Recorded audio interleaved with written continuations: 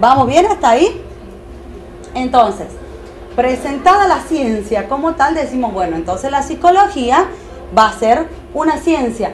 Después de que ha pasado por muchas rupturas epistemológicas, que nosotros le decimos, cuando dejó de ser conocimiento del alma, después que pasó para todo lo que es todo lo que está muy ligado con el ser humano, pero desde esto que no se podía comprobar. Entonces, a partir de ahí, se producen rupturas epistemológicas que me van a permitir decir, en líneas generales, que la psicología tiene como objeto de estudio los procesos mentales, pero también los procesos que con ellos se relacionan en la sociedad, en la vida en común o con los otros. Ya no es, antes se estudiaba a la persona como tal, solita.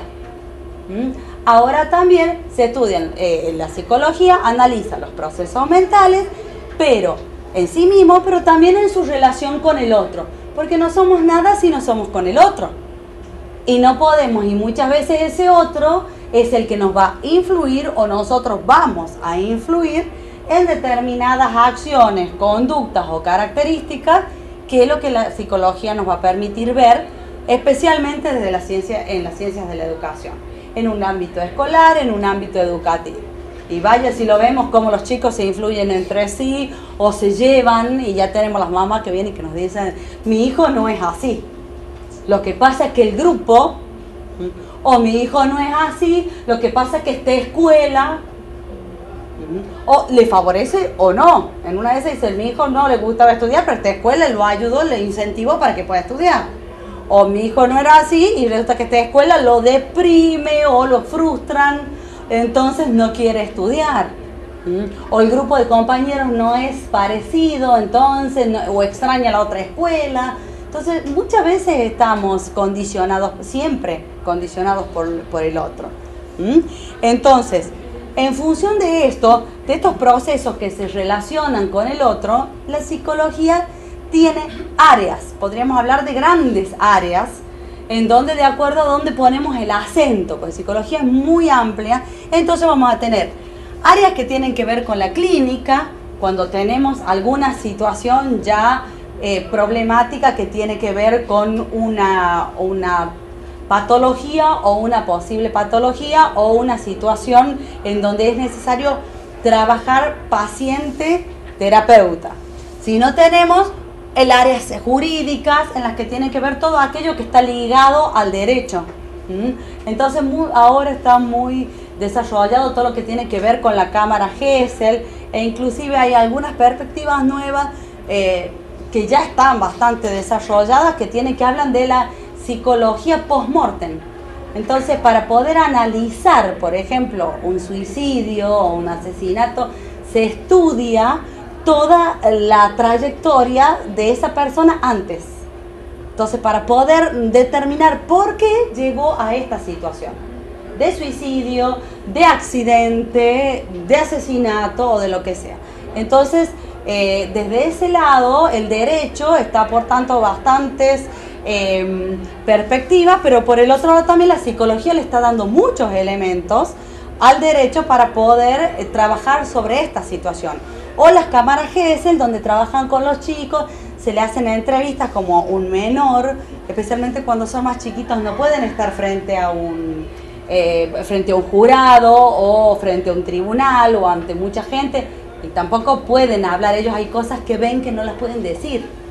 Entonces, a través del juego, a través del dibujo o a través de la entrevista donde están dos personas solas, ellos pueden contar sus cosas. Y en la cámara Gesell es una habitación en donde es vidriada, en donde no se ve al otro de afuera, al que lo está observando. El chico no ve a estas otras personas, pero esas otras personas sí lo pueden ver.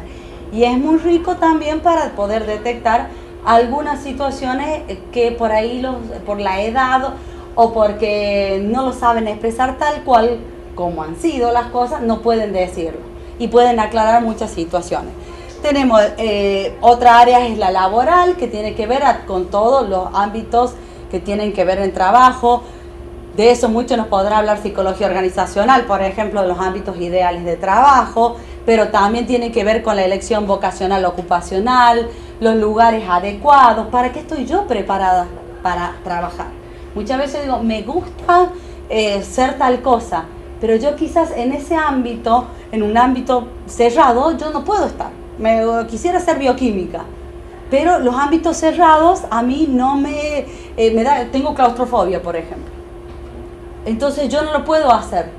Entonces, bueno, ¿cuáles serían las situaciones adecuadas para que yo pueda ejercer tranquilamente una profesión o cuando no puedo ejercer determinada profesión? Porque su campo ocupacional o su ámbito profesional no me lo permite. Y también la psicología social, que ahora está muy desarrollada en cuanto que tiene que ver conmigo y el otro. Yo y los otros y yo. En esta interrelación de todos los días en los distintos ámbitos familiares, sociales, de grupos, escolares, que es lo que nosotros vamos a tener las situaciones por nuestra incumbencia en ciencias de la educación. En líneas generales, esos son los grandes campos. Hay muchísimos más, porque cada vez la psicología va desarrollando y aplicándose en otras situaciones que vamos descubriendo, redescubriendo. Hoy las disciplinas y las ciencias están muy interrelacionadas. Ahora ya se está trabajando mucho con la interdisciplina y con la transdisciplina, en donde todos aportamos para un mismo caso. Todos aprendemos y todos a su vez podemos aportar ese granito de arena. Antes, hasta hace un tiempo, por ejemplo, iban pasando de profesional en profesional. Iba al médico, salía al consultorio del médico, iba al consultorio del psicólogo, salía de ahí, entraba al consultorio del terapista ocupacional, salía de ahí. En cambio ahora se toman los casos y si bien uno hace la entrevista, se reúnen todos en una mesa en común y se analiza la situación, donde cada uno desde su profesión puede aportar. Entonces vamos descubriendo aspectos de la psicología que pueden ser útiles en otros ámbitos y a veces hasta insólitos o no, pero por lo menos que hasta ahora no lo teníamos planeado. ¿Vamos bien? ¿Se entiende? Entonces, luego de que hemos desarrollado la psicología se constituye como ciencia, comienzan a desarrollarse ciertas corrientes contemporáneas que están vigentes hasta el día de hoy. Algunos con algunos avances y otros con algunas que se van tendiendo a utilizar de otra manera o con nuevas perspectivas. Entonces, por ejemplo, tenemos el conductismo, Gestalt, psicoanálisis, psicología genética, que son las que normalmente están ahora los postconductistas, los postgestálticos, los postpsicoanalistas, los postgenéticos. ¿Qué quiere decir? Son aquellos pensadores o aquellos científicos o profesionales que, si bien han tenido una formación de estas grandes corrientes, han ido reelaborando, analizando, cuestionando y reelaborando o dándole una nueva perspectiva a esta postura, porque no nos olvidemos que esto estamos hablando finales del siglo XIX o principios del siglo XX. Entonces se ha ido adaptando a este mundo social y al mundo y a las demandas, a las nuevas demandas que tiene que ver con con el siglo XXI o casi siglo XXII si nos descuidamos.